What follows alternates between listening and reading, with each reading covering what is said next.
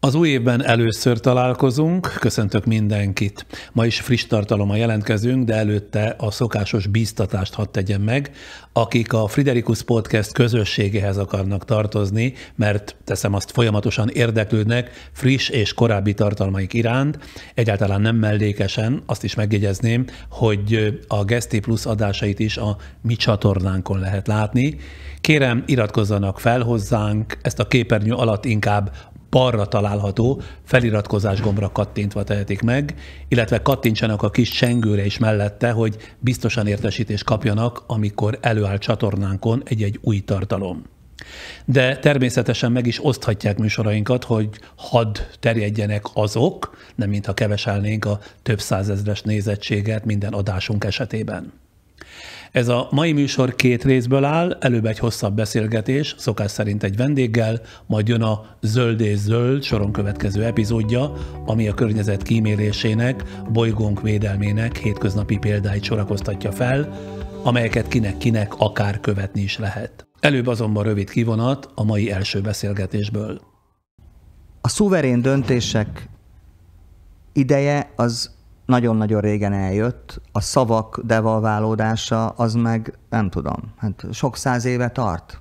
Tehát világvége hangulat van, már semmi sem az, amiről eredetileg szó volt. Tehát hogy a beszélgetésünk folyamán kimondtam legalább 10-szer a bal és jobb oldali szót, és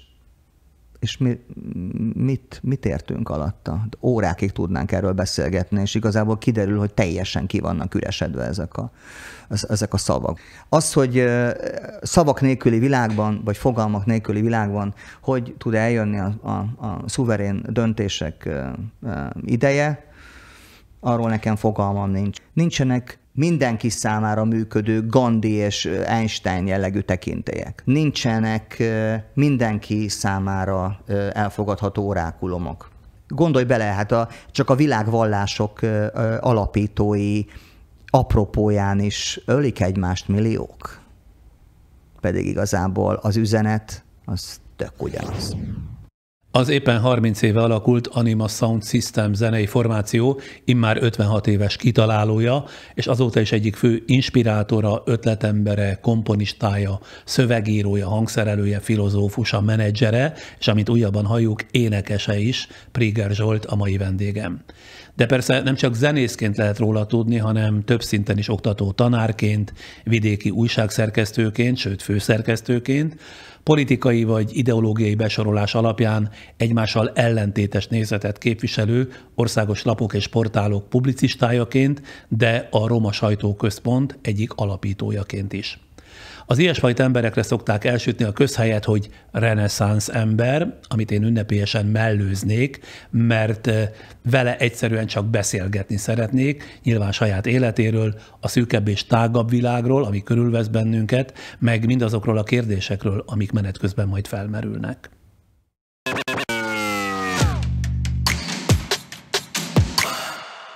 Ha jól figyeltem meg, te olyan beszélgetős fajta vagy, ugye? Egyre dumálósabb vagyok, ahogy öregszem. De miért? Mivel magyarázod? Nem tudom, gyerekesedek vissza bizonyos szempontból, és sokszor megállt kell parancsolnom, olyan szómenéseim vannak, de van véleményem a világról, és örömmel cserélek eszmét, főleg olyanokkal, akikkel egyébként nem értek egyet. Ja, pláne. És aki szívesen áll szóba másokkal, annak mások is szívesebben nyílnak meg? Én nagyon szeretem, amikor megnyílnak, és nekem folyamatosan vannak nagy találkozásaim. Naponta több. Roppantul szeretem az életet. Igen, ez kiderül minden beszélgetésből, amit itt készül a veled való találkozásra, vagy olvastam, vagy megnéztem, meghallgattam. Életrajzzal kezdjük, hogy legyenek viszonyítási pontjai a nézőinknek, hallgatóinknak, aztán belecsapunk a beszélgetésbe. Priger Zsolt 1966-ban született Szombathelyen, 56 éves. Apja orvos, igazságügyi orvosszakértő, anyja ápolónő volt. Történelemtanár végzettségű öccse, társalapítója az Anima Sound System zenekaruknak. Priger Zsolt magyar tanárként végzett a Szombathelyi Főiskolán, utána pár évig tanított, de újságíró, postás, kertészeti segédmunkás és nevelőintézeti nevelő is volt. Vas megye napilapjánál, a Vas népénél újságíróként töltött majd egy évtizedet, azt követően a Szombathelyi Városi Lap a Szavária Fórum főszerkesztője lett, ahonnét hamar eltávolították az akkori városvezetés emberei. Rendszeresen publikált az Élet és Irodalomban, a Magyar Narancsban és a Mandinerben, továbbá zenei és művészeti folyóiratokban. 1993-ban alapította a mára nemzetközi hírűvé lett zenekarát, az Anima Sound Systemet, amellyel bejárták egész Európát. Bábáskodott a Roma Sajtóügynökség megalapításánál. Megkapta az Autonómia Alapítvány toleranciadíját, a Magyar Köztársaság ezüst érdemkeresztjét, de ez utóbbit nem vette át. Több aranyzsiráf és fonogramdíj birtokosa. Pár hete például a Music Hungary konferencia rangos díjával tüntették ki az eddig elkészített 8 irodalmi előadásáért, melyeket Pilinszky János, Mészöly Miklós, Térei János, Bob Dylan, Csokonai Vitéz Mihály és Hamvas Béla munkásságának szentelt, de ősszel kizárólag bibliai zsoltárokból összeállított szürreális műsorával is bemutatkozott. Szenvedélyes focidrukker, a katalán és a 70-es évek holland fociáért lelkesedik. Feleségével 7 éve él együtt, előző házasságából született gyereke a 31 éves Fanni, aki az Anima énekesnője, immáron 15 éve. Martonvásáron él, pár hete fejezte be Kedves Terész címmel írt könyvét, amelyben a városhoz fűződő szerelméről val. A kötet, amely saját fotóival lesz illusztrálva, a Corvina kiadónál jelenik meg koratavasszal. Helyes volt minden? Stimmel. Na mindjárt belekezdünk a beszélgetésbe, de 10 másodperc erejéig támogatóink kérnek szót.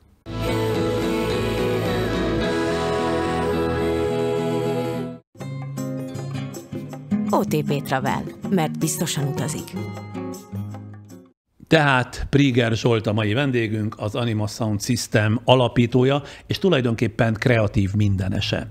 Amikor ez a beszélgetés felkerül a felületeinkre, remélhetőleg már 2023 lesz, és az idén éppen 30 éve, hogy Szombathelyen kitaláltál ugye egy zenei formációt, és egy idehaza addig talán szokatlan hangzást, ami annyira bizonyosan különbözött minden mástól az akkori könnyűzenei piacon, hogy hamarosan országosan, sőt, igen széles körben sokak tetszését elnyerte.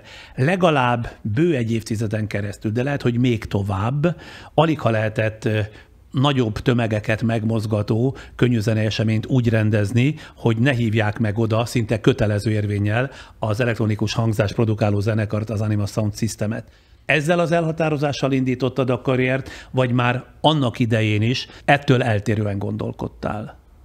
Nem volt semmiféle komoly szándék, még hogyha most ez viccesen is hangzik. Egy kis faluban, Gencsapátiban, egy könyvtár alaksorában próbáltunk. Az első pillanatokban szerintem se a lemez, se a koncertezés nem járt az eszünkbe. Kísérletteztünk hangzásokkal, és a 80-as években egy Év nevű formációt is csináltunk. Év?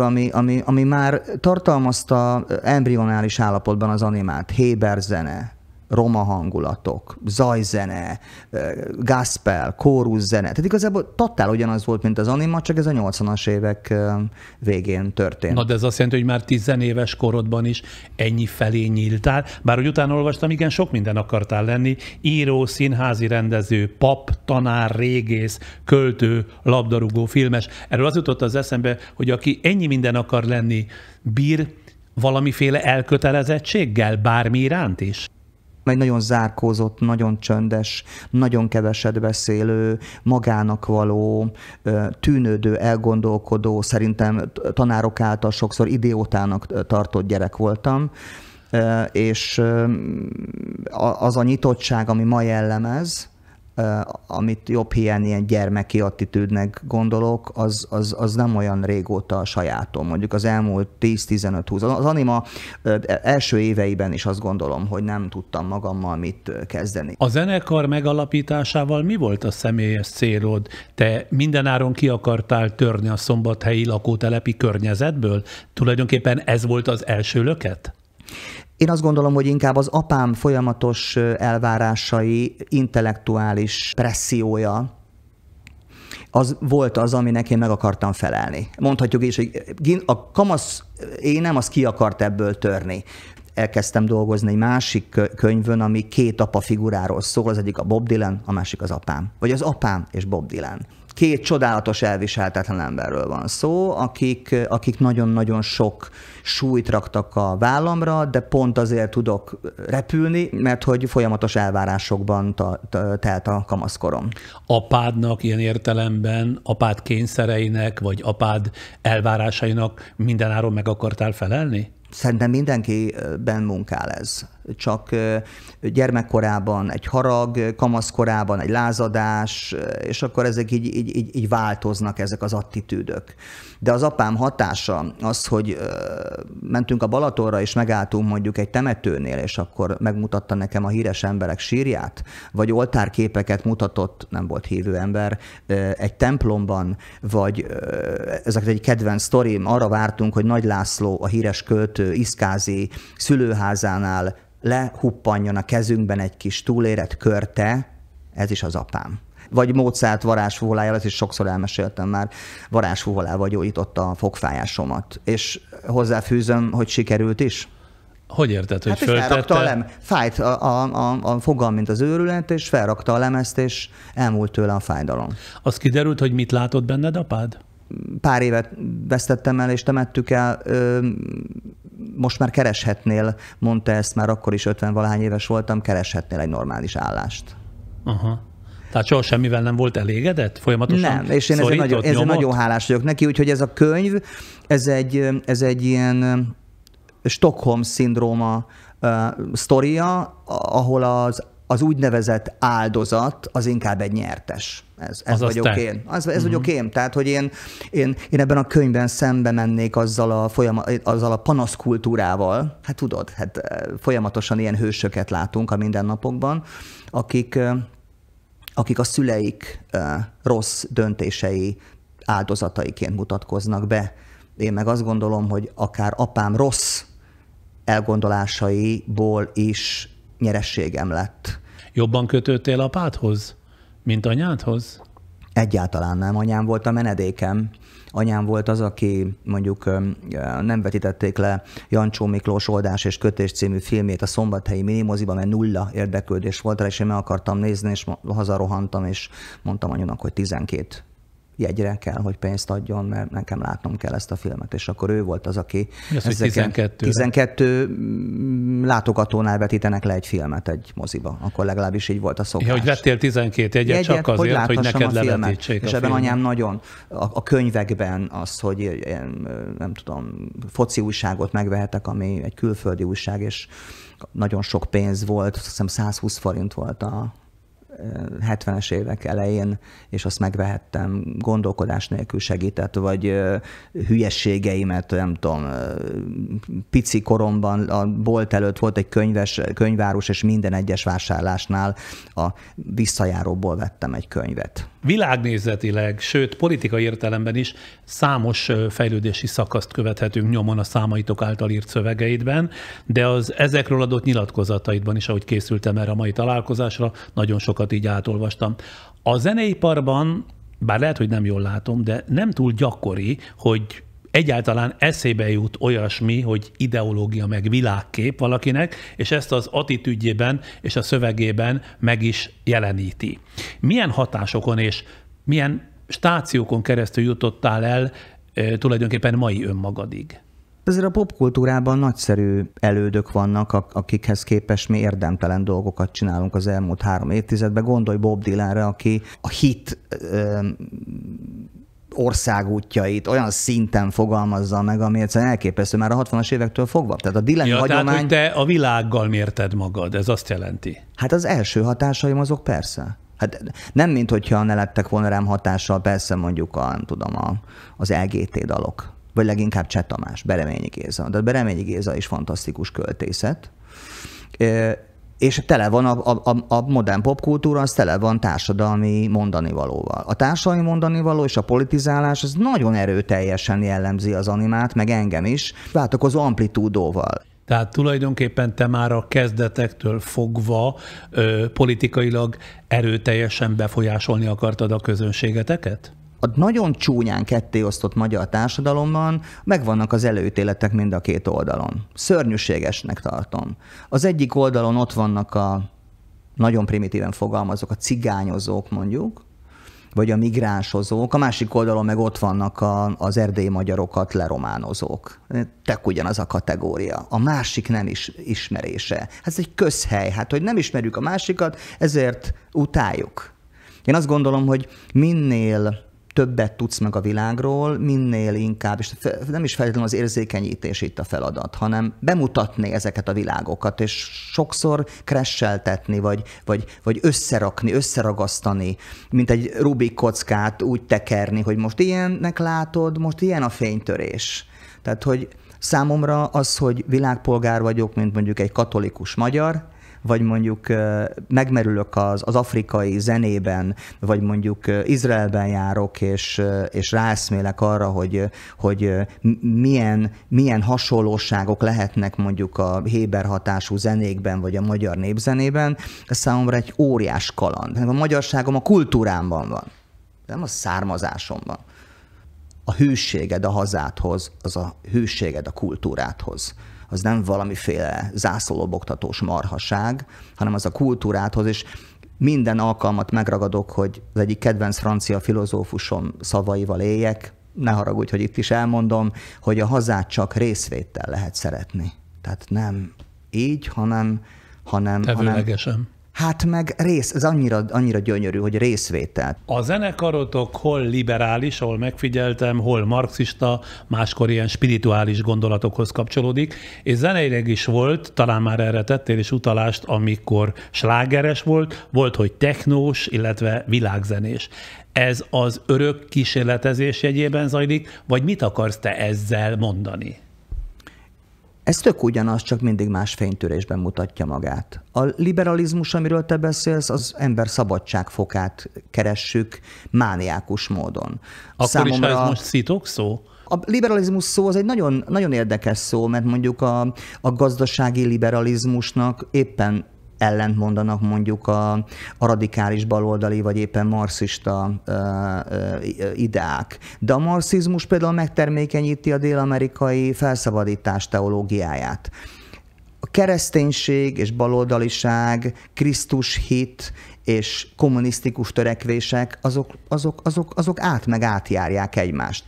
Nem hiszek a földi kommunizmusban, de egyfajta lelki, szolidáris, spirituális kommunizmusban nagyon is. És ráadásul Karl Marx egy fantasztikus filozófus és egy hihetetlenül humoros debattőr, ahogy kései tanítványa az éppen most könyve harmadjára is megjelent új fordításban, a Guy Debord Spektákulum társadalma, mindenkinek ajánlom. Fantasztikus. Tehát a szolidaritás az, ami a baloldaliság, a jobboldaliság az, ami a tradíció és a kultúrában lévő öntudatunk, és az összekapcsolódásunk minden olyan emberrel, aki ebben a kultúrában van. Nekem nagyon élénk, nagyon szenvedélyes kapcsolatom van a felvidéki, erdélyi, délvidéki magyarsággal. Rengeteg barátom és rengeteg hatásom van. Elég csak az erdélyi népzenéről, vagy Kós Károly művészetről, Benedekelekről beszélni. Ezek nagyon, nagyon nyitott emberek voltak, és ízig-vérig magyar emberek voltak. A magyarság számomra ebben a spirituális, nyitott, szabadságfokot maximálisra csavaró életérzésben van.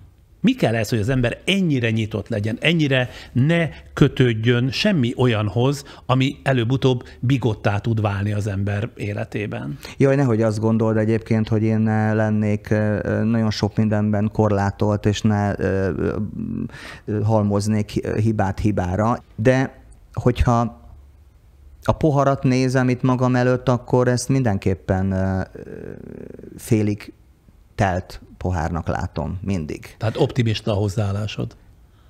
Hát persze, egyértelmű. Minden szempontból. Ha erősen hiszel valamiben, és az identitásod erős, akkor szabadon tudsz mindenkivel érintkezésbe lépni.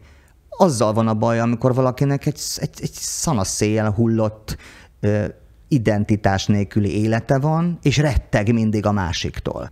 A Szent Atyára tudok utalni, aki én azt gondolom, hogy egy kőkonzervatív egyházvezető, és a szabadságfogot maximálisra tekerő forradalmár. Most a jelenlegi pápáról beszélsz. Igen, de én elfogult vagyok egyébként a pápasság intézményével is, a katolicizmussal is, mert hogyha rosszat akarunk valamiben keresni, akkor mindenhol találunk. De számomra a katolicizmus, csak saját magamról tudok beszélni, az egyetemességről, az univerzalizmusról beszélek. Nagyon sok olyan barátom van, akinek a világlátásához közöm nincs, és nagyon jókat diskurálunk, és megkeressük azokat a pontokat, amik összekötnek bennünket. Annál nincsen jobb, mint hogyha egymást tisztelő, másként gondolkodó emberek eszmét cserélnek. Én egy Guy Debord előbb említett Spektáklum társadalma posztmarxista könyvéről nagyon nagy büszkeséggel írok a Mandinerbe, ahol egyáltalán nem ez az alapkontextus. Értesz, hogy mire akarok kiukadni, és nagy örömmel mesélnék a Magyar Narancs hasábjain a nemzethez, a tradícióhoz való viszonyomról, mert hogy ezek a tágítások, ezek a hatásértések izgatnak, amikor átmerészkedik az ember a másik oldalra, de maximálisan képviseli a saját elképzeléseit. Na, de azt te is tudod, hogy Magyarországon, a mai magyar társadalomban ez egyáltalán nem jellemző. Pont azért van rá szükség. Hát pont azért kell folyamatosan ezt csinálni, de nem egy ilyen nevetséges, mániákus módon, hanem hát gondolj bele, hogy a legkönnyedebb és a legfelszínesebbnek tűnő műfajt választottam ehhez, hogy a pop zenén vagy a popkultúrán keresztül beszélek erről, és ez talán egy kicsit kellemesebb szerep, mint hogyha mondjuk üvöltöznék egy politikai pulpitusról, vagy propaganda cikkeket jelentetnék meg egyik vagy a másik oldalon, ahogy erre egyébként szakosodott emberek vannak egyre nagyobb számban. Érdekel az téged, hogy a közönség egyébként milyen módon igazolja vissza a te elhatározásaidat, gondolataidat, mindazt a szándékot, amivel elébük lépsz? Álszentség lenne azt mondani, hogy nem izgat. Pop műfajt csinálok, és az irodalmi estjeimet is meg átszövik a klasszikus, meg pop kulturális hatások, és hát nem magamnak írom, és nincsenek is ilyen illúzióim, hogy az alkotásaim, mondjuk egy Van Gogh kép, amiről Pilinszky János azt mondta, hogy egy asztalfiókban is működik, és lángol, és hője van. Mi azért, én azt gondolom, hogy valamennyire a Zeitgeist parancsának engedelmeskedünk, tehát hogy ebben a korszellemben kell alkotnunk, és hatással lennünk az emberekre. Tehát, hogy én ezt a vicces ilyen, hál' Istennek egyre kevesebbet beszélünk erről, hogy mainstream meg underground, mert vannak jó dolgok. Tehát ahogy egy szórakoztató show műsor is lehet nagy hatású és intellektuális hatalom, úgy lehet egy költői mű is silány. Miért nyitottál ennyi műfaj felé? Miből volt kevés az egyikben, amire rátaláltál a másikra? Tehát, hogy zenészként, ugye mondod itt az imént, hogy irodalmi esteket adsz, sőt, hát ez kiderült az életrajzodból is, és nem is lehet már tudni, hogy tulajdonképpen hol van a súlypont. Nem tudom magam is, hogy hol van a súlypont, ezeket hozza az élet. Valamelyik nap gondolkodtam rajta, hogy miért kezdtem el csinálni irodalmi esteket, fogalmam nincs, több magyarázatom van, hát irodalomtanár vagyok, és lehetséges, hogy nem elégített ki az a korlátozott szerep, ami mondjuk egy tanárt illeti meg egy iskolában. Én azt is élveztem. A nevelőintézet is élveztem, oda nagyon hamar kerültem, még félig gimnazista voltam, akkor érettségiztem le, alkalmatlan voltam rá. Mi vitt a nevelőintézet irányába? Miért akartál nevelő lenni? Szerintem ugyanaz, mint a roma sajtóügynökség sokakkal való megalapításába, a szegregált közegben való részvételben, amiért mondjuk kimentem riportot írni Dachauba, holokausztot túlélő romákkal. Ki akartad próbálni magadat is egy ilyen közegben? Hogyne? Ez egy folyamatos keresés, egy folyamatos killódás, amiben vannak boldogító pillanatok, heuréka szituációk, meg vannak olyan pillanatok, ami nem jó. Tehát ez egy fejlődés. Ennek egyébként az emberi élet végén van a vége, és nem kapod meg érte a Kossuth díjat útközben. Egy nemrégiben veled készült interjúban arról vallottál, hogy mostanra, mintha sikeresen zártad volna ki magadból a világ aktuális ügyeit és konfliktusait, közelebbről mivel lettél torkig?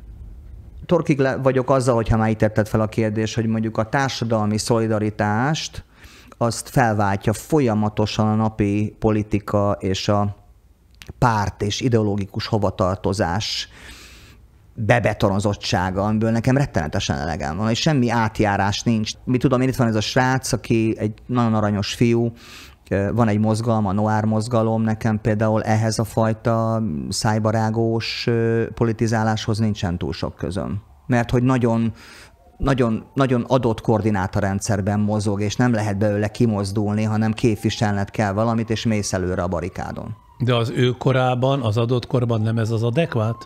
Simán lehet, hogy így van. Persze. Én is gondoltam azt a 90-es évek közepén, hogy egy nagyon fontos programpontja a zenekari ideológiánknak, hogy a kendert legalizálni kell. Mosolygok ezen az egész témán. Ez annyira magánügy, hogy ki szív kendert és ki nem szív, mi közön van nekem ehhez. Hányszor változtál az életedben, Zsolt? Mit gondolsz? Nálam ezek egymásba folynak. Tehát az, hogy mondjuk mások a családtagjaimat megbántó attitűdöm, az inkább mondjuk a korábbi időszakaimra voltak jellemzők, és noha egy nagyon szenzibilis és sokszor felcsattanó, az igazságtalanság az kikészít, és akkor egyébként verbálisan agresszívé is tudok válni. De én azt gondolom, hogy egy jóval higgadtabb énem az, ami dominál. És ebben hát persze óriás segítségül van az, hogy Martonvásáron élünk, és egy kastélyparkra nézek, és a kutyámmal sétálok a patakparton. Hát, hogy esett a választásod éppen Martonvásárra? Teljesen véletlen. A feleségem győzött meg, hogy lehet, hogy 20x év után nem albérletbe kellene laknom, hanem egy kicsit nagyobb park, vagy erdő, vagy nem tudom mi szélére kéne költöznünk, vagy Dunapartra. Anyagi lehetőségeink nagyon korlátozottak voltak akkoriban, és továbbra is azt gondolom, hogy az életemnek meg annyi kockája nem véletlenül fordul oda azon a bizonyos bűvös kockán. Nagyon jó barátom, egy jövőkutató, technoesztéta a gyermekkori házát kínálta fantasztikus kondíciókkal, megvételre.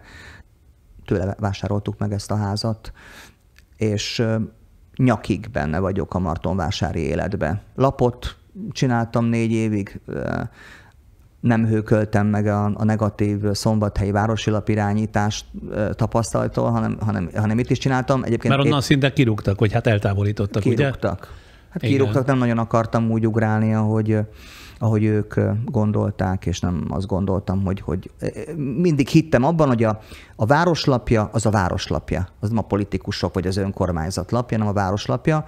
Itt 4 éves soha semmibe se szóltak bele. Tehát ez is egy városi lap, Martonvásári. Igen, annak voltam a főszerkesztője, de voltam, mert hogy éppen az elmúlt héttől már nem csinálom, mert hogy elszólít annyi minden kötelesség, hogy már azt sem tudom, hogy mit kellene csinálnom, és valamennyire le kell építenem a munkákat, mert hogy egyszerre csinálsz újságot, könyvet írsz, turnét szervezel, föntugrálsz a színpadon, és készíted a 10. irodalmi estedet, ez egy picit hiába érzem magamat nagyon fiatalosnak, így papaként is, de hogy azért ez meghaladja sokszor az időmet, nem is az erőmet, az időmet. Az Anima Sound System, de a te korábbi életed egyik emblematikus pillanatának is látszott egy 2000-es zenei feldolgozásotok, ami politikai botránnyá dagadt. Ugye jelesül, amikor az egyik rádióban a jelzett év szilveszterén talán a magyar himnuszt elektronikus átköltésben adtátok elő. Akkor sorozatban vitatkoztál a blaszfémiát kiáltó politikusok közül többel is. Ma hajlandó lennél-e ilyesmire bármilyen általad fontosnak vélt kérdésben? éjfélkor ugye mindig himnusz hangzik el, és a Tilos Rádióban az volt a kérés a szervező barátaimnak, hogy valamiféle csavarjunk ezen a dolgon, és csavartunk ezen a dolgon. Ez egyrészt egy óriási népszerűséget hozott akkor, amire nem gondoltam volna, feljelentések, fenyegetések, Tordján József Isten nyugasztalja, Libman Katalin, és nem tudom, mindenféle napkeltés vitákban vettem részt, ahol nagyszerű élmény volt, mert el tudtam mondani, hogy ez miről szól. Ez a nemzeti szeretett kulturális tradíciónak egy modern kontextusba való ágyazása, egyfajta kísérletezés, hát könyörgöm, hát Ligeti Györgytől kezdve egy csomó zeneszerző használt fel a Neue Slowenische Kunst Laibach nevű szlovén csoportjáig nemzeti himnuszok elemeit használta fel. Rá tudtam reflektorozni arra, hogy ez a kis himnusz adaptációnk, ez pont egy erdély tematikájú kislemezen jelent meg, Kós Károly metszetével, Kallós Zoltán énekével, tehát... Ja, az még meg is jelent? Hát az akkor meg is jelent, persze. Tehát az a legviccesebb az egészben, hogy olyanok rontottak nekünk, akihez képest mi árvalányhajas népi táncosok vagyunk. Művészi szempontból ez egy nagyon pongyola fogalmazvány volt. Tehát ma már úgy értékeled. Persze, egyértelmű. De én nagyon kritikusan tekintek egyébként korábbi anima évekre, lemezekre, dalokra. Nekem nagyon-nagyon kevés az, ami számomra markáns, jól sikerült mű. De nem csupán a jobb oldallal gyűlt meg a bajot, hanem a politikai baloldallal is. Ugye a 2000-es évek közepén, amikor éppen a baloldal volt kormányon, nem voltál hajlandó átvenni egy jelentős kulturális kitüntetést. Minden politikai oldaltól és annak képviselőitől idegenkedsz, ez azt jelenti?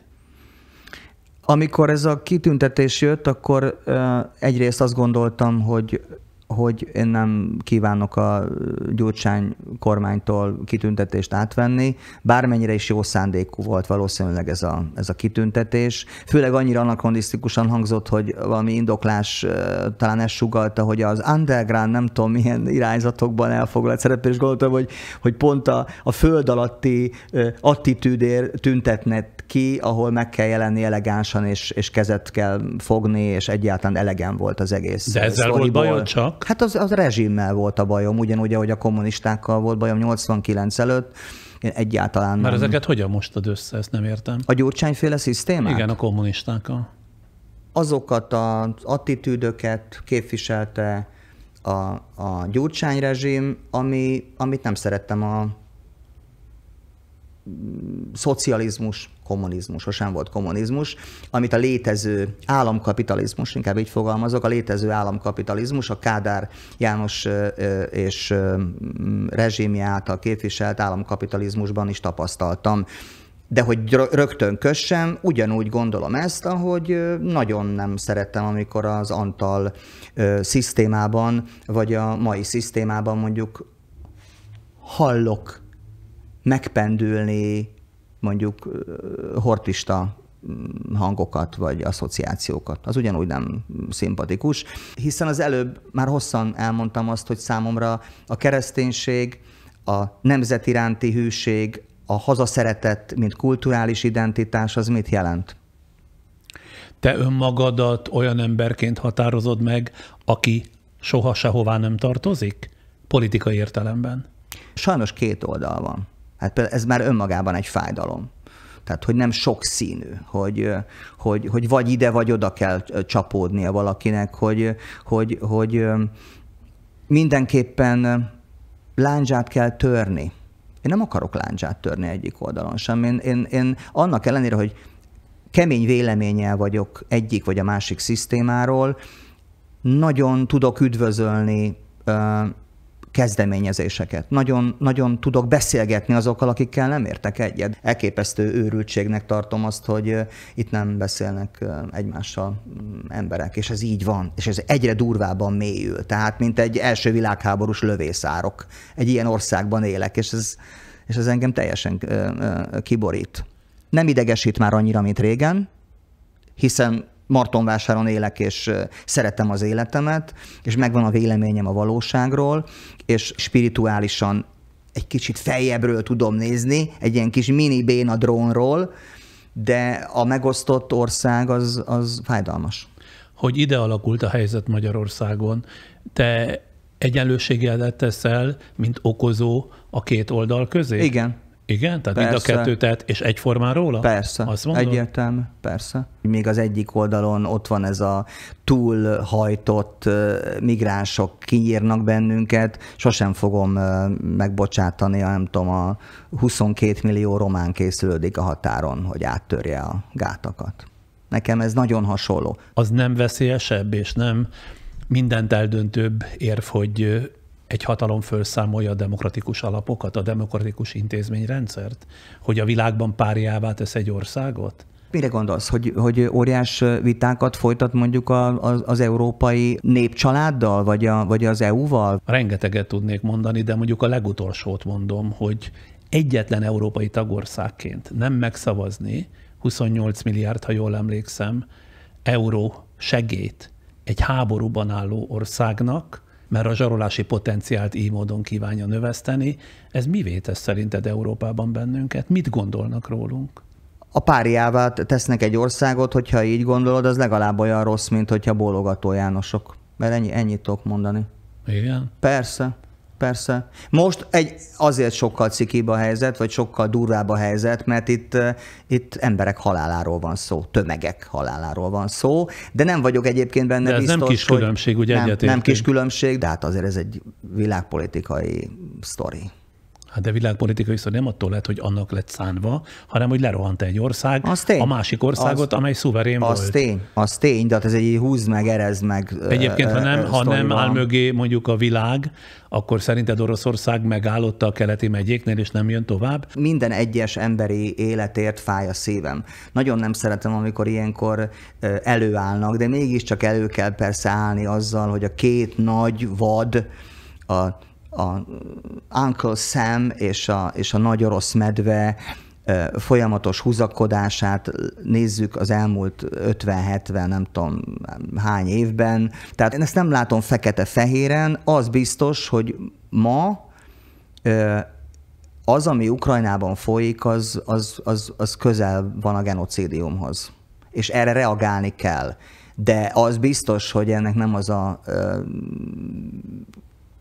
áhított végkifejlete, hogy mondjuk világháború indul el mondjuk a kontinensen. Ez biztos. De mi a közbülső megoldás? Azt tudom, hogy az amerikaiak keresik a bajt kőkeményen. Keresik a mit bajt? Keresik a bajt, persze, és nem gondolom azt se, hogy ne lenne ebben jó elvtársuk és jó partnerük a putyini Oroszország. Te is úgy vagy, mint mondjuk a társadalom, most már azt mondják 30-40%-a, de lehet, hogy a fele, hogy az oroszoknak igazuk van a tekintetben, hogy rájuk nőtt a NATO, túl közel jöttek, és megfojtották tulajdonképpen Oroszország létezését?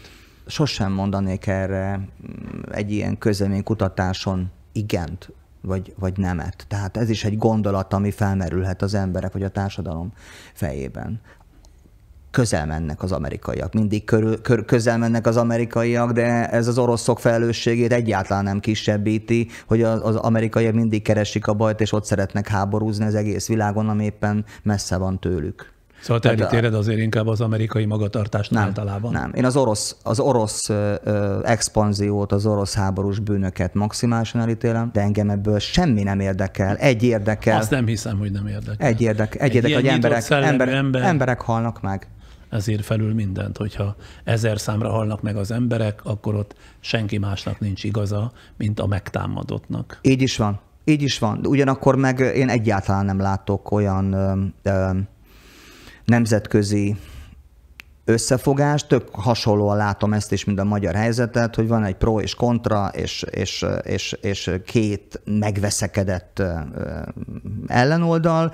Egyáltalán nem látok béketárgyalásokra, meggyőzésre, területátadásra, az oroszok tolására tett kísérleteket, mert mondjuk valószínűleg a háborúnak attól nem lesz vége gyorsan, hogyha rengeteg fegyver érkezik egyik és másik oldalra. Fájdalmas, hogy éppen egy olyan helyen történik mindez, ahol egyébként sosem volt igazán béke, és mindig a szerencsétlen lakosságon mentek keresztül oroszok és lengyelek, és nem tudom kicsodák, és számomra mindig is egy csodálnivaló kulturális közeg volt, és éppen a háború kitörése előtt vettem meg egy könyvet Lembergről, ami számomra egy ilyen szimbolikus hely. Én erről tudok beszélni, hogy pusztul és hogy pusztítják el a háborúban mondjuk a kultúrát. Na jó, akkor ezen lépjünk túl.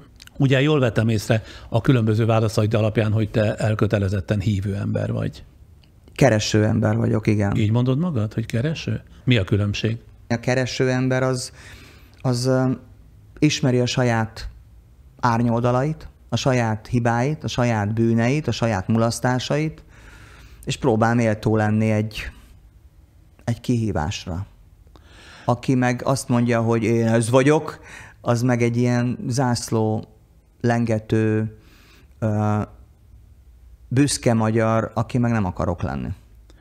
A katolicizmus ugye mifelénk eléggé bezárkózónak tűnik, és ahhoz sem a nyitottság, sem a szabadság különösképpen nem kapcsolódik, ami viszont rád nagyon jellemzőnek tűnik. Ezt az ellentmondást hogy oldod föl magadban? Nem értek veled egyet. Hogyha elmész Pannonhalmára, és találkozol a bencésekkel, ha elmész Bakonybélbe, ha eljössz hozzánk Martonvásár Tordasra, ahol a hajnali mise után a játszintatja, ha éppen nem irodalmi és teológiai könyvet ír, akkor a mély szegénységben élő érdi cigánygyerekeknek csinál Tanoda néven egy ilyen melegedő oktatási segítőintézményt, akkor nekem ezek a tapasztalataim. Tehát, hogyha amit te mondasz és igaz, akkor az ellentmond annak, ami egyébként Róma parancsa, és hogyha megnézed... többszörös ellentmondás megnézed van, azt, Ferenc hogy mondjuk... pápa viszont a teljes nyitottság és Ferenc pápa szabadság hasonló, képviselete. mint játszintatja Toldasról. A nyitás mindig az intézmény hatásértőinél tapasztalható. Szent Ferenctől, Avilai Szent Terézig, Edith Steintől, aki Auschwitzban halt, mártírhalált, a lengyel Maximilian Kolbéig, aki úgy szintén. Tehát, hogy nekem ez a kereszténység, akik elmennek a testvéreikkel Auschwitzba. Tehát, hogy mi közöm nekem a szemüket behunyó hivatalosságokhoz.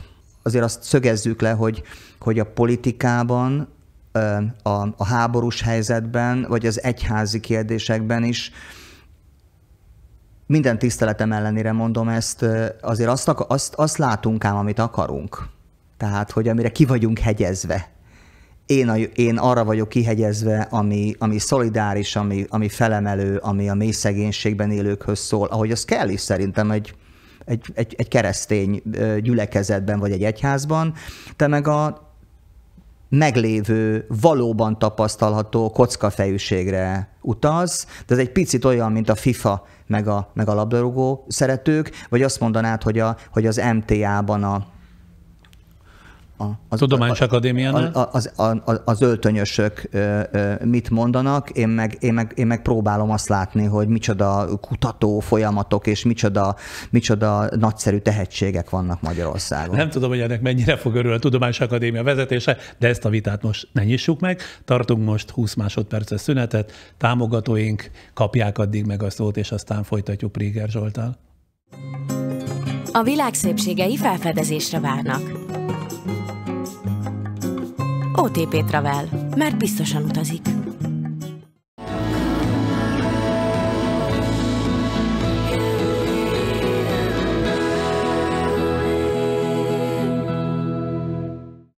Folytatjuk a beszélgetést Préger Zsolttal, a 30 éves Anima Sound System alapítójával. Ha már itt az előzőkben mindenfajta közéleti ügyben kérdeztelek, ugye arról már volt szó, hogy Magyarország az elmúlt 3 évtizedben nagyon nem békeidőket él. és talán ez mintha egyre fokozódna, hogy ez a háborús hangulat, ez az ország kettészakítottsága, mintha még növekedne. Hogy csak egy egykori személyes sorsodhoz köthető témát hozzak ide, itt van az iskolaügy, az összeomlás előttinek mondott iskolarendszer, a végkimerülés szélére került pedagógusi kar, a jövőjét veszélyben látó diákság, és velük szemben a mindenfajta kommunikációtól is elzárkózó hatalmasság, tehát a politika. Mint egykori gyakorló, tanító, tanár, de ma is ugye oktató tanár vagy, mert egyetemen tanítasz. Milyen közérzettel fogyasztod az erről szóló híreket? Ez majdnem olyan fájdalmas egyébként, mint egy háborús szituáció. Egyébként ez az. Ez egy kicsit ilyen porig bombázott sztori, és számos ismerősöm, barátom van a pedagógus társadalomban, akik kitartanak továbbra is. Én nem merem elmondani itt most neked, hogy mennyi volt a fizetésem, amikor pár éve tanítottam. Tudjuk be annak, hogy azért, mert hogy 10x évet tanítottam csak összesen különböző iskolákban, és tényleg azt gondolom, hogy akik ma tanítanak, azok szenvedélyből és misszióból csinálják. Tehát én egy pedagógust hasonló státuszban képzelek el az agyamban, mint egy misszionáriust, aki így megy a dzsungelbe és csinálja a dolgát.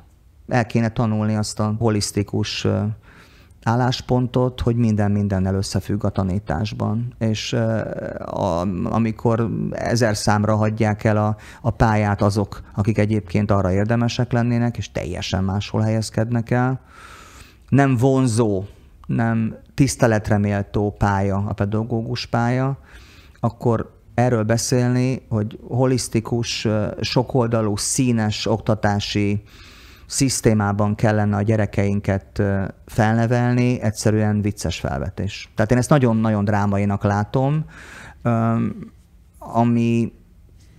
amiben talán egy kis kavics a tiltakozásoknak a mostani alakulása, hogy legalább arról beszélünk, hogy valami nincs rendben. De hát ez annyira szétszálazandó probléma, amin munkacsoportoknak kellene dolgozni minisztériumban és szakszervezetekben. Tehát, hogy ez nincsen így, hogy a hatalom nem képes vagy nem akar ezzel sem foglalkozni, hiszen szóba sem állnak a tanárokkal, ugye? Azt te mivel magyarázod? Igaza van azoknak, akik azt mondják, hogy a társadalom általános lebutítása folyik, és ennek része ez, amit az iskolarendszerrel művel a politika? Ha én azt kritizáltam a mai szisztémában, a mai rendszerben, hogy ahogy mondjuk a korábbi 4 években hallottam muzsikálni, visszhangozni a kádárizmust, és hogy azért kritizálom a mostani szisztémát, vagy az Antal rendszert, hogy hallom visszhangozni a Horthy rendszert, akkor na ebben az egyben én megengedő lennék, hogy visszakacsincsanak. Az a fajta pedagógusi életpálya, ami abban a rendszerben volt, az a megbecsült, nem csak anyagilag, hanem egy művel. Én a Horthy rendszerről beszélek. Hát ne feledd el, hogy azok az emberek, akik száműzve lettek egyetemekről, azok bekerültek azokba a középiskolákba, amik a szörnyűséges Rákosi rendszerben egyfajta szellemi muníciót, egyfajta ilyen szellemi ellenállást biztosítottak a magyar társadalomban, hát ez rengeteg sztori szól. Oda én boldog lennék, hogyha visszakacsintana a mai hatalom, mert ez egy nagyon jó példa lehetne.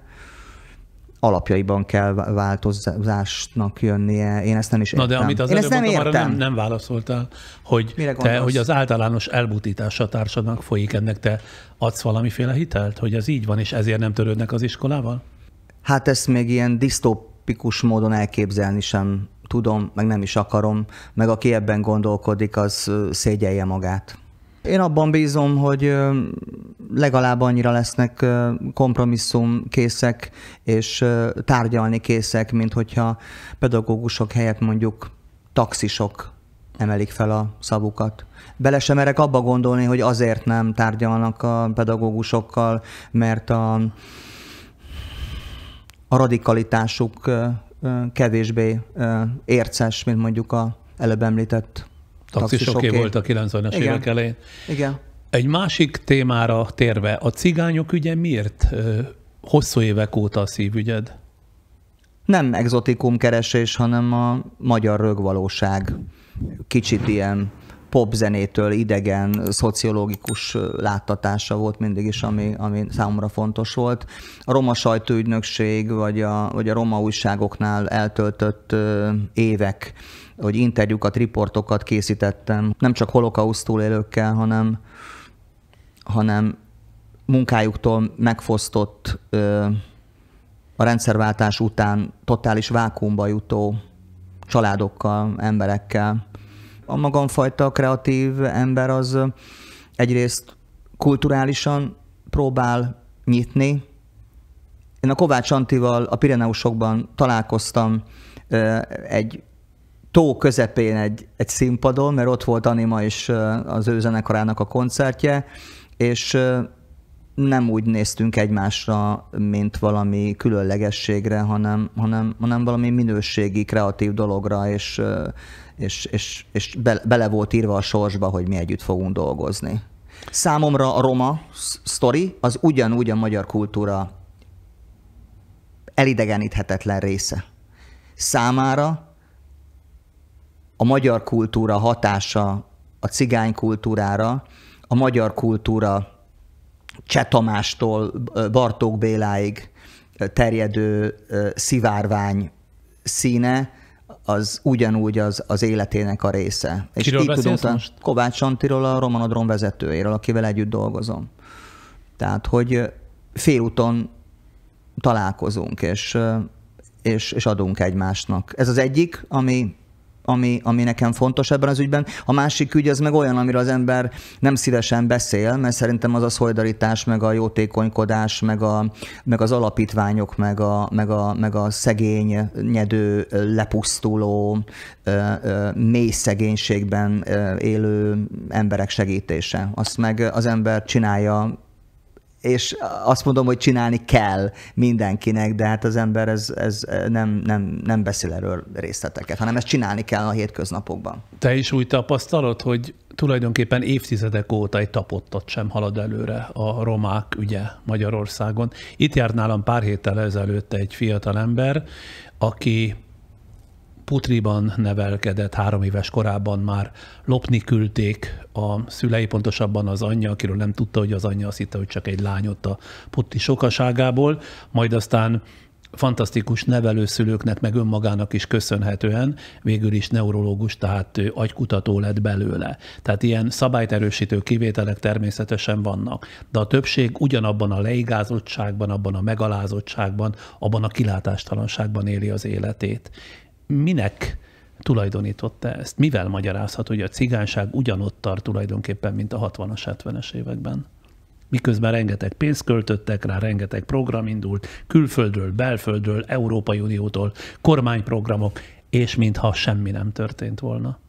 Nagyon sok sikeres roma életpálya indul be olyan helyeken, ahol egy olyan közösség alakul ki, ami sokszor egyházi, és nem is katolikus, hanem egyébként karizmatikus gyülekezetekben egyfajta ösvényen együtthaladás és egymás kezét fogva indulnak el, nem feltétlenül a beolvadás útján. Tehát én ezt egyáltalán nem gondolom, hogy itt az identitásnak el kellene tűnnie. De az identitásnak itt is a kultúra jegyében kellene történni. Az, hogy a Hegedű Zsuzsáék és a hozzájuk és hasonló programokban mondjuk elindulsz, és csirkéket viszel, vagy vetőmagot, és akkor csináljátok, ez nem megoldás. De azt mondtad, hogy a leghatásosabb, ahogy te tapasztalod,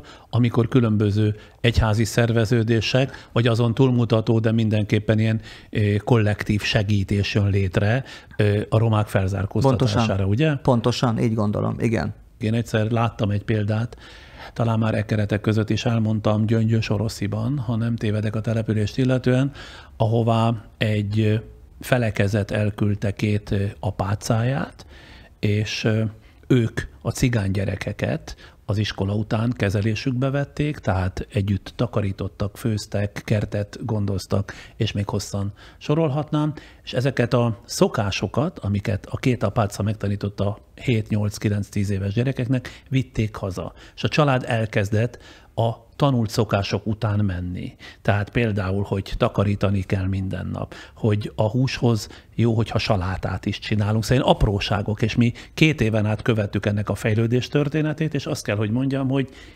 fantasztikus változásokat tapasztaltunk a családok életében, amelyeknek a gyerekei ebben a közösségben napi szinten voltak tanítva, nevelve, jó szóval figyelve, vagy figyelmeztetve. Én valahogy ebben láttam, a személyes törődésben láttam azt az erőt, amivel talán föl lehetne zárkóztatni őket, és akkor finoman fogalmaztam meg a lényeget. Nagyon jól mondtad, és a pastoráción én véletlenül sem azt gondoltam, hogy kis szentelt fazekakat nevelni belőlük, hanem az a fajta mélyen megélt kereszténység, az sugárzik, ahogy a te apácáidból, vagy az én játszintatyámból, vagy számtalan ilyen kísérlet folyik eredménnyel ma Magyarországon, az átsugározza ezeknek az embereknek a munkáját, és van ilyen, amikor érden is van ilyen, amikor a gyerek tanítja a szülőjét. És ami nagyon nagy tapasztalat a számomra az érdi tanodából, az az, hogy ezt még véletlenül sem szentimentálisan csinálják. Nagyon sokszor az atya és a segítői kőkemények, szülők a szülők helyett. Általában véve, te úgy gondolod, hogy akkor az embernek a saját kis közösségén belül kell valamilyen módon önfogódzót találni, amitől az élet élhetővé válik? Hát piciből elindulni. Hát persze. Aki ezekben a pici dolgokban boldog tud lenni, az egyébként talán szolidárisabb tud lenni az életében, vagy tud váltani. Tud váltani a munkájában. Egész életemben ezt csináltam, hogy egy percet sem akartam ott tölteni, ahol nem éreztem magamat 100%-osan jól, és hittem abban, hogy van annyi ugyan korlátozott mértékben, de van bennem annyi kreativitás, hogy tovább tudok lépni, és olyat csináljak, amitől boldog vagyok. Én azt gondolom, hogy soha az életben nem lesz boldog a társadalom nagyban, hogyha killódik mindenki a saját sztoriában. Voltak éppen minden ember számára adott lenne a szabadság, legfeljebb a többségnek egyszerűen nincs mersze váltani, vagy túl sok a vélt, vagy valóságos kötöttsége, hogy megtegye ezt a bizonyos lépést. Én meg ezt mondom. Teljesen igazad van. Nem mond ellent egyik a másiknak.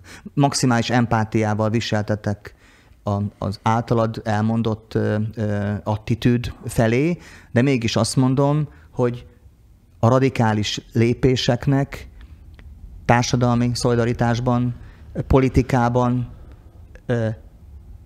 hitben, vagy spiritualitásban eljön az ideje, vagy eljött az ideje, mondom ezt ilyen gyámoltalanul, és ezzel nem azt akarom bántani, aki egész életében egy munkahelyen dolgozott, és panasszal megy haza, hanem azt a lehetőséget próbálom felvillantani, hogy lehet másként, azért a magyar emberben, vagy bennünk, mindannyiunkban, az emberekben, az, hogy belenyugszunk abba, ami van, az egy tök erős alapélmény, de erre vagyunk szocializálva, az óvodától fogva. És arról mit gondolsz, hogy egyre több kérdésre, egyre nehezebb valamennyire legalább megnyugtató választ találni, és fogytán mindazok a fórumok, meg a hiteles mértékadónak tekinthető szellemi tekintélyek, akik megnyugtató megoldásokat ígérnek. Vagy lehet, hogy az is lehet, hogy elérkezett a felnőtté válás, az önállóvá válás, a szuverén döntések meghozatalának kényszere. Azt akarom csak kérdezni tőled ilyen bonyolultul, hogy lehet-e, hogy a világ kritikus állapotában felgyorsítja az intellektuális evolúciót? A szuverén döntések ideje az nagyon-nagyon régen eljött, a szavak devalválódása az meg nem tudom, hát sok száz éve tart. Tehát világvége hangulat van, már semmi sem az, amiről eredetileg szó volt. Tehát, hogy a beszélgetésünk folyamán kimondtam legalább 10-szer a bal és jobb oldali szót, és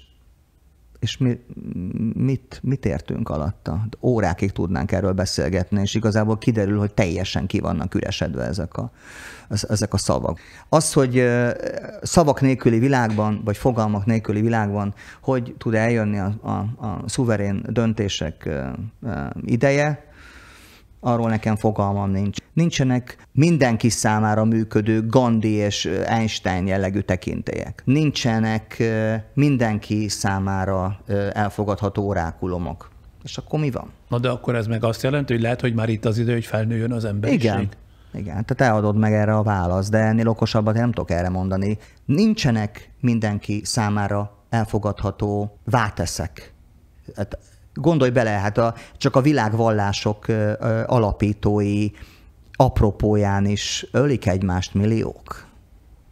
Pedig igazából az üzenet az tök ugyanaz. És annak mennyi esélyt adsz, ha már itt tartunk, hogy a biztonságérzetét, önbizalmát sok tekintetben elvesztő emberiség a sok mindenre megoldást kínáló politikai tekintélyek védő ernyője alá menekül.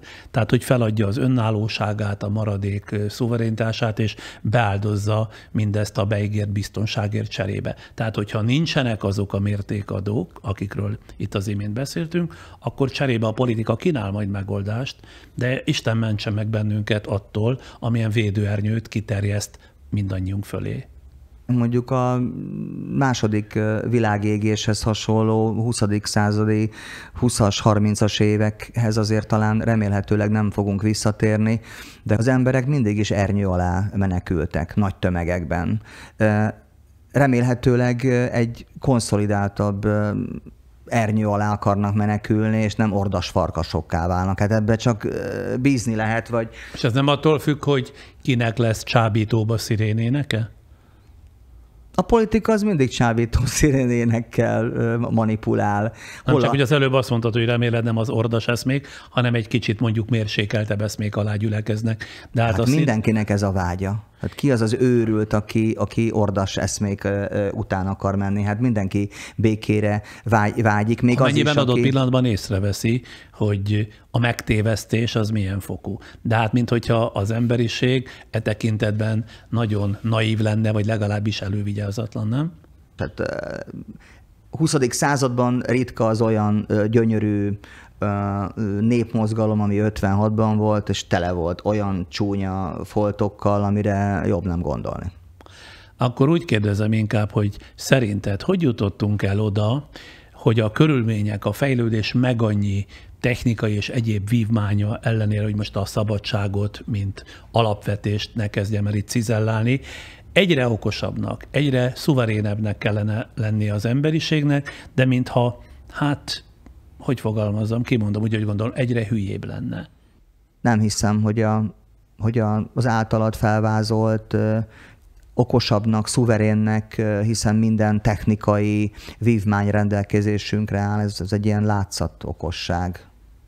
Tehát vagy okosság, de nem bölcsesség.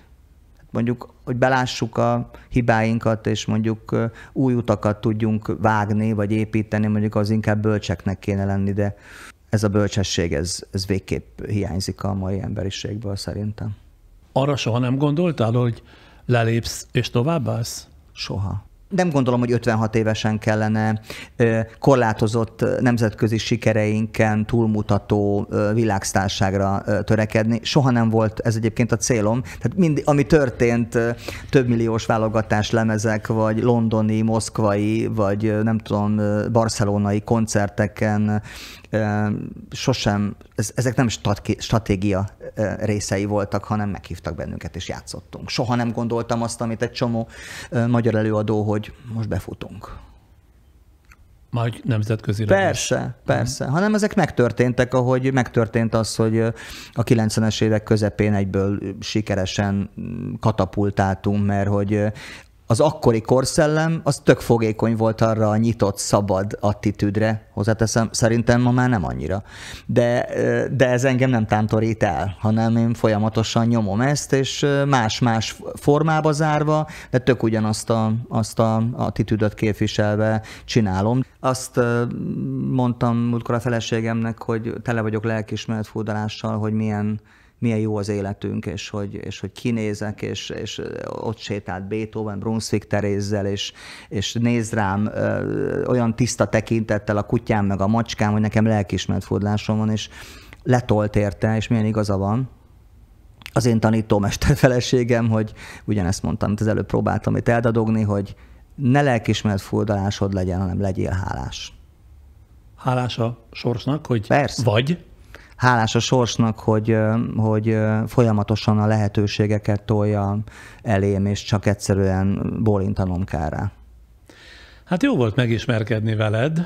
Élveztem, még akkor is itt ott vitáztuk, mert azt ugyanazon a nézeten vagyok, mint te, hogy nem baj, hogyha más nézeten van valaki, csak lehessen azt megbeszélni, egyeztetni, és ezt veled lehetett. Igen. Köszönöm szépen, hogy itt voltál.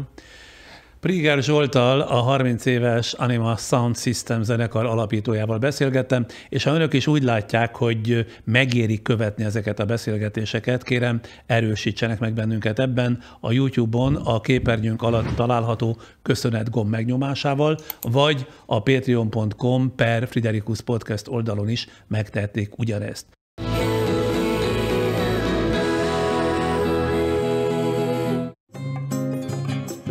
OTP Travel, mert biztosan utazik. Friss beszélgetéssel én szokás szerint 2 hét múlva jövök, de mához 1 hétre Geszti Péter lesz itt a Geszti Plusszal. Mi azonban még együtt maradunk, remélem, mert következik a Zöld és Zöld öko sorozatunk újabb példája, Vince Kata riportfilmje.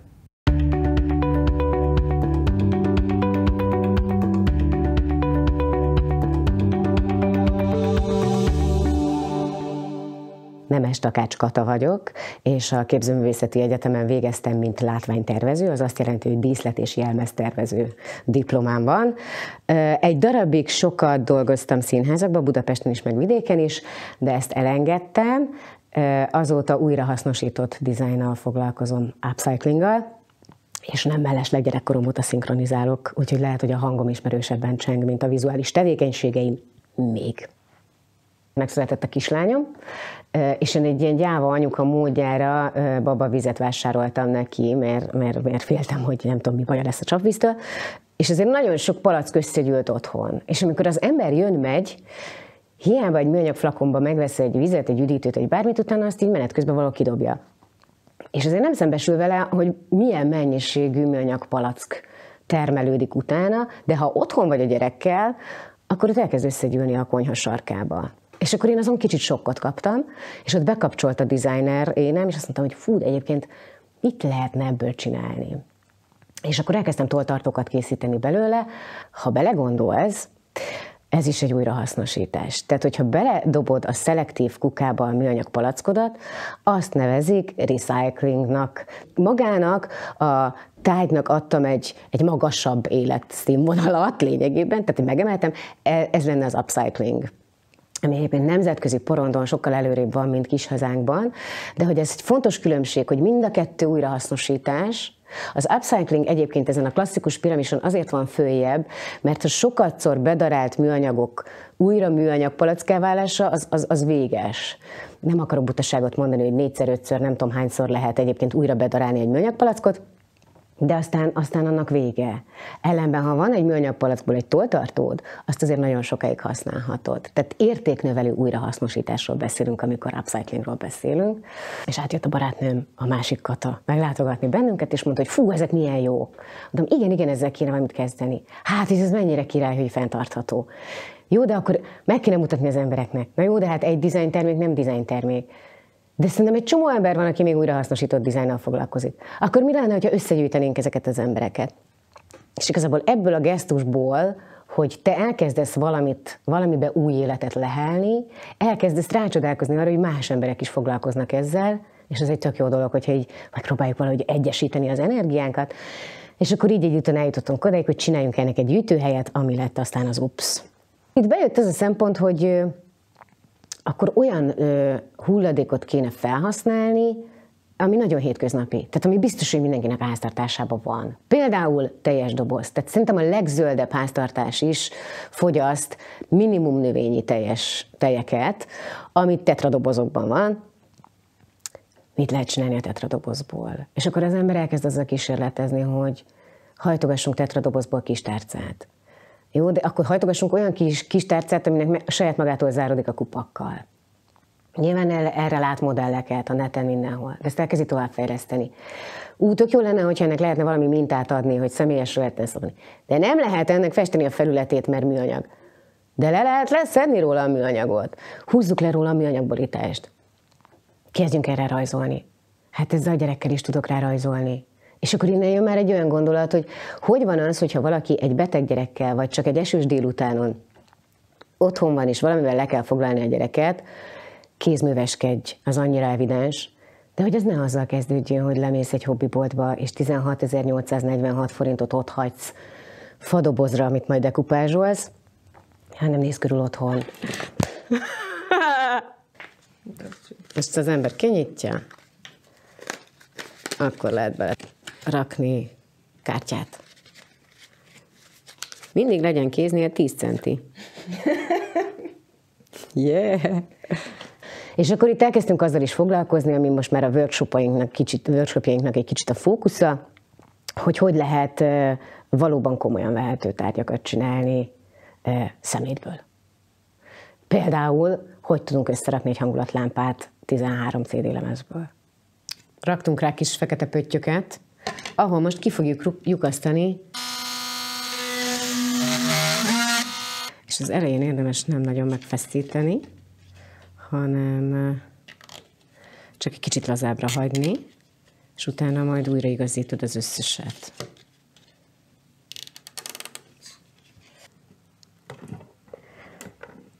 Elvileg. Mostanra szerintem több mint 50 tervezővel ismerkedtünk meg így az UPS apropóján. Vannak bicikligumiból tárcák és ékszerek. De van olyan tervezőnk, aki megunt strandjátékokból, gumimatracokból, meg úszógumikból készít, a hajdísztől kezdve az uzsonnás táskán keresztül mindenfélét. El tudunk menni abba az irányba is, hogy lehet noteszeket, kis füzeteket csinálni, hagyatékból megmaradt régi könyvek borítójából. Nekünk volt másfél éve talán egy nagy installációnk a 13. kerületben, a Petfish néven futott, ami arról szólt, hogy köztéren valahogy felhívjuk a figyelmet arra, hogy eszméletlen mennyiségű műanyag hulladékot termelünk, ezért aztán elkezdtünk lakossági szinten összegyűjteni műanyag palackokat, amiből készítettünk egy nagy kanapét, amire le lehetett ülni, és az egész azt lett volna hivatott bemutatni, hogy ez az installáció több mint 500 műanyag palackból készült, és mindegyik kiváltható lett volna egy kulaccsal. Nekem az a tapasztalatom, hogy a gyerekek sokkal-sokkal nyitottabbak erre. Tehát, hogy ők egyrészt a szelektív hulladékgyűjtésre is, másrészt arra a kreatív játékra, hogy bármibe belelátnak bármit. Az édesanyám korosztálya, ők valahogy kevésbé, illetve bizonyos területen, igen, bizonyos területen nem. Például nálunk is ez a nejlon zacskón való rugózás, hogy amikor hála jó Istennek csodálatosan finom ebédeket kapok tőle, de azt mindig bele kell még 3 nejlon zacskóba csomagolni, hogy ne boruljon ki. Úgyhogy szerintem újévi fogadalmak között szerepelhet egy olyan, hogy megpróbálom anyut és barátait, vagy bárkit az ő korosztályából rávenni egy valamire, ami változtasson, ami egy fenntarthatóbb jövő felé visz. Az lehet az, hogy elengedi a műanyagzacskót, az lehet az, hogy víztisztítót vásárol otthonra, vagy lehet az, hogy ők egyébként nagyon jól tudnak még varni, az esetek túlnyomó többségében. Papírzsebkendő tartót var, és akkor nem kell a 5-ös, 10-esével külön csomagolt, és egy nagyba összecsomagolt zsebkendőt vásárolni. Tehát valami ilyesmi. Nemes Takács Kata vagyok, és mindenkit arra buzdítanék, hogy próbáljon meg kreatívan ránézni a hulladéknak kinevezett szemétre, dolgokra. Tehát, hogy próbáljuk meg belelátni azokba a dolgokba, amiket kidobálunk, valami új életet. Lehet kólás palackból toltartó, teljes dobozból tárca, CD lemezből lámpa, és higgyétek el, hogy szuper izgalmas dolog belelátni valamibe, valami egészen új dolgot. Teremtő energia. Szóval mindenkinek azt javaslom, hogy hasznosítsatok újra kreatívan. Hol találkozik a múlt és a jövő? A jelenben. Ne csak figyeljük, legyünk aktív részesei a fejlődésnek, mert minden lépés egy befektetés is a környezetünkért, a világért. Ne csak legyen, tegyen is a jelenben a jövőért. Raiffeisen Bank a fenntarthatóságért. A jövő időben.